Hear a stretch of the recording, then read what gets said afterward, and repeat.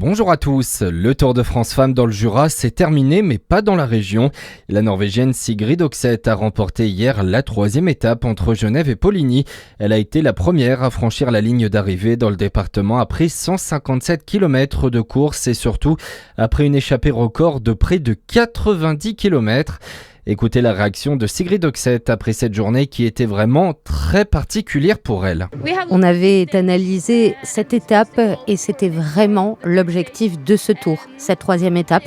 J'ai appelé mon père aujourd'hui car c'est son anniversaire. Je lui ai dit que j'allais lui rapporter des fleurs à la fin de la journée. Donc oui, c'est vraiment incroyable. Et Sigrid Oxeth aura donc le maillot jaune aujourd'hui sur les épaules pour le contre-la-montre individuel. Les coureuses ne quittent pas la Bourgogne-Franche-Comté. 21 km sont au programme entre Gevrey-Chambertin et Dijon.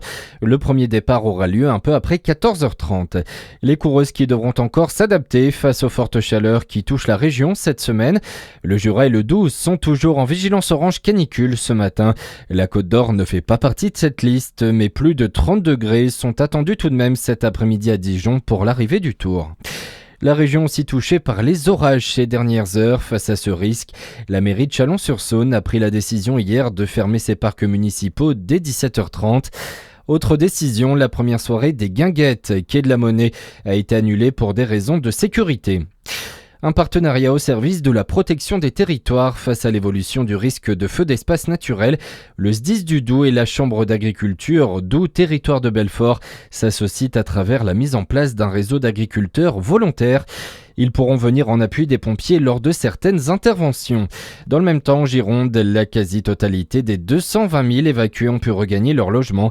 Le feu est fixé depuis plusieurs jours et les habitants de l'Èche-Cap-Ferré et du Porge sont retournés chez eux hier.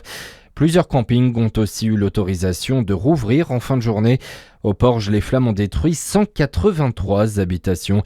Le feu a parcouru 42 000 hectares au total en Gironde.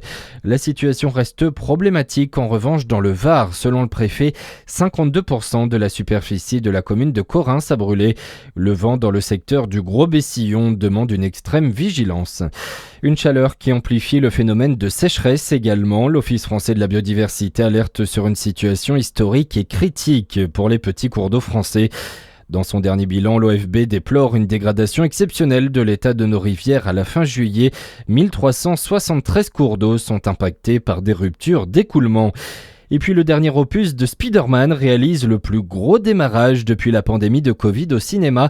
355 millions de dollars de recettes en un week-end aux États-Unis. En France, on enregistre près de 2 millions d'entrées en 2 jours. Voilà pour l'info. À suivre votre météo sur Fréquence Plus.